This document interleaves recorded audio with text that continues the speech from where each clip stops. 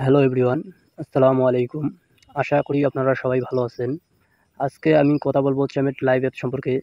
Chamet apps একটি live apps. এখানে আপনারা অনেকেই আমাকে জিজ্ঞেস করেন, ভাইয়া এটা লাইভ অ্যাপস, আমরা এখানে লাইভ করতে পারি না। তো তাদের জন্য এই ভিডিওটা। আপনারা লাইভ করবেন কীভাবে? সর্বপ্রথম আমরা চ্যামেট অ্যাপসে চলে আসলাম।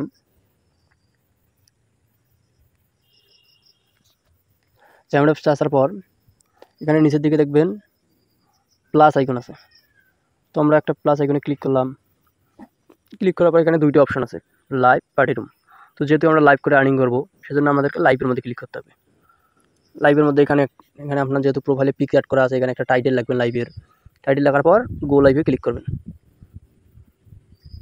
আমরা এখন গো লাইভে ক্লিক করলাম।